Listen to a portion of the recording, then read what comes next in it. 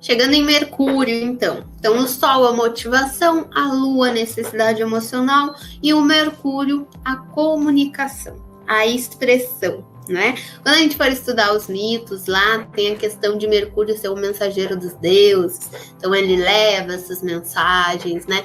E ele tá muito próximo do Sol, então ele tem muita ligação com o que o nosso Sol quer transmitir.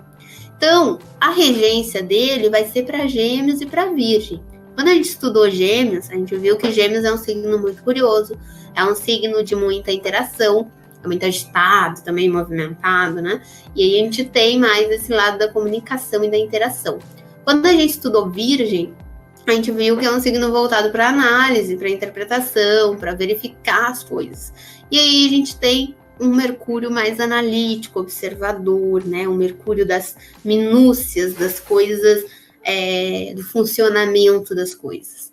A casa que ele representa, a 3 e a 6, que são as de Gêmeos e Virgem, né? Ele leva ali para transitar nos signos 28 dias aproximadamente, e aí a gente tem o retorno também desse Mercúrio a cada 1 ano. Quanto às dignidades, então a gente vai falar que Gêmeos e Virgem são o domicílio desse Mercúrio. Por quê? Porque a gente está falando de um Mercúrio que fala de expressão, de comunicação, de interação, e em Gêmeos isso está muito solto, isso está muito aberto, isso flui tranquilamente, porque o Gêmeos ele interage, ele troca, ele está buscando o outro, né? O Virgem, ele já não vai ter tanta parte dessa expressão tão solta, mas o mental dele, o buscar entender as razões, o funcionamento, tudo isso flui muito e tem muito a ver com essa energia de Mercúrio também. O que a gente fala que ele está em exílio em Sagitário? Porque Mercúrio é um planeta que ele é mais rápido, ele é versátil, ele é ali mais agitadinho. E o Sagitário, ele está buscando um propósito maior, ele está buscando algo mais aprofundado, uma questão existencial maior, né? Então, não quer dizer que o Sagitário aí não raciocine direito, porque ele está em exílio, né? Mas que o foco mental dele não é tão soltinho assim, é um foco mental mais para coisas mais profundas e mais, assim, existenciais, buscando um autoconhecimento maior. A exaltação em Virgem, porque, né, ele vai ter ali todo o espaço para ele questionar, para ele olhar as minúcias, para ele se preocupar com os detalhes, para ele ir ali verificar as coisas. E a queda em Peixes, porque Peixes não está nesse campo tão mental, Peixes está mais em um campo emocional. Então, essa comunicação e essa expressão vai ser mais através das emoções do que desse campo mental. Mas aí Peixes vai trazer para esse Mercúrio essa mistura. Eu intuo e eu raciocino. Eu percebo as energias e eu percebo, analiso mentalmente a situação. Vai ser uma mescla que também é muito interessante, né? Então, vamos lá entender mais de Mercúrio. Mercúrio representa no mapa a comunicação, a interação, a maneira de pensar, de compreender as informações que absorve, né? Então, não é só o que eu expresso, é também como que eu entendo as coisas, como que eu estou interpretando as coisas, né? A adaptação ao ambiente, o quanto eu tenho de flexibilidade, a curiosidade, a busca por conhecer esse ambiente, né? Um Mercúrio em Câncer, essa busca por conhecer esse ambiente talvez não vai ser tão ativa assim, porque o Câncer quer a segurança. Então, ele não vai tanto assim, né? Mas lembrem sempre que a gente olha lá para o signo e para o regente. Vou olhar, vamos pensar nessa questão da interação canceriana. Vou olhar para uma pessoa que tem Mercúrio em Câncer, e aí eu vejo que talvez esse lado dela de buscar, né, conhecer o ambiente não vai ser mais retraído, mais quietinho, porque ela quer segurança. Mas aí eu vejo que ela tem Gêmeos, por exemplo, no ascendente, né?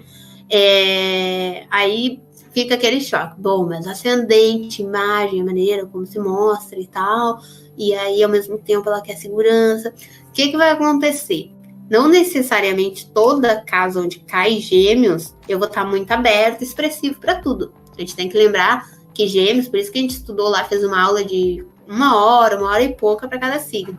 Gêmeos não é só a comunicação, assim, dessa coisa de falar, né? Às vezes ele é também o mental, o raciocinar, o pensar, a curiosidade. Então, essa pessoa tem o ascendente em Gêmeos, ela tem aquele olhar curioso para tudo. Mas a gente viu pelo Mercúrio dela que nem sempre ela interage. Pode ser que ela fique só olhando tudo, querendo saber de tudo um pouquinho, mas fique quietinha na dela. Então, sempre combinar a questão de, se a pessoa tem o Mercúrio em Câncer, ela não vai colocar aquele ascendente em Gêmeos ali tão euforicamente, abertamente, assim, né? Então, a gente tem que sempre considerar os dois em conjunto.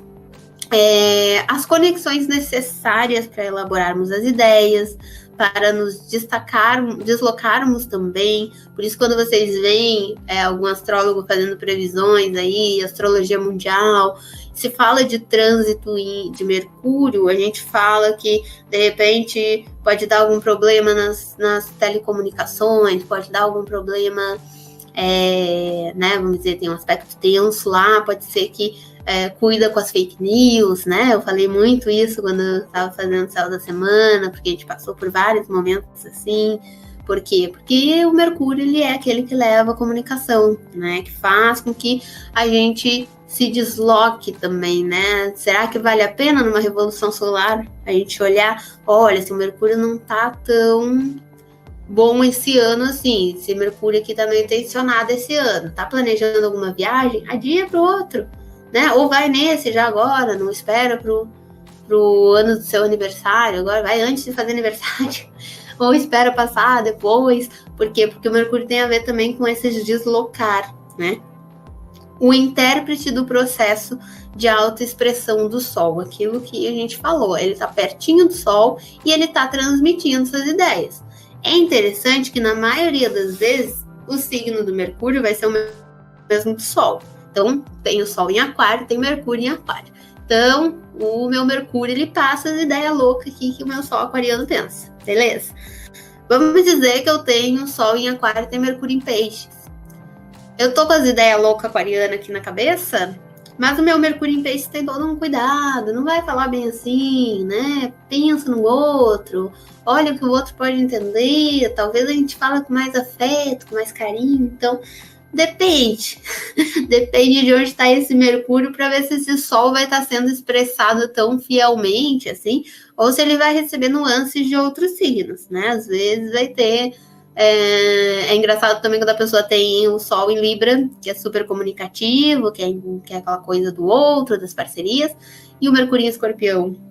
Aí a pessoa, ela tem, né, aquela vontade nela, lembra que o Sol é a vontade, ela tem a vontade, o espírito dela quer essas interações todas, mas o Mercúrio em Escorpião tá ali observando, avaliando, será que eu falo, será que eu não falo, e será que a pessoa tá mentindo pra mim, e o que passa, né, no lado oculto dessa pessoa, entende? Ele tá ali naquela vibe escorpiana mentalmente, né? Então, o Mercúrio é o intérprete desse processo da autoexpressão do Sol. Ele é muito importante. A vivacidade, a jovialidade, porque Gêmeos é isso, né? Esse lado jovial. A agilidade de ideias também. Por que tem até uma brincadeira com o Mercúrio em Touro? Porque vai trazer essa coisa mais devagar para essas ideias. Então, é uma pessoa que ela precisa das ideias mais, ela leva um tempo pensando. Você fala coisa para ela, ela vai avaliar com um tempinho. Aí, você bota uma pessoa de Mercúrio em Touro com uma pessoa de Mercúrio em Gêmeos, 5 minutos a pessoa do Mercúrio em Gêmeos está lá xingando do Mercúrio em Touro, dizendo, minha filha, decide aí, vamos de uma vez. Vamos, preciso que entenda pra gente seguir, porque eu já tenho outra coisa para fazer. E o Mercúrio em Touro está recém absorvendo ali a informação que chegou. Então, essa questão também, a nossa agilidade nas ideias, né?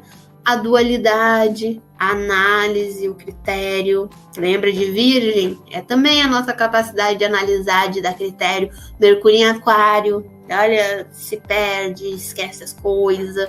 Por quê? Porque é Aquário, é solto, é aquela coisa que não tem muita análise, não tem muito olhar detalhes, né? O Aquário tá lá longe, tá lá no futuro, tá lá nos ideais, nos objetivos.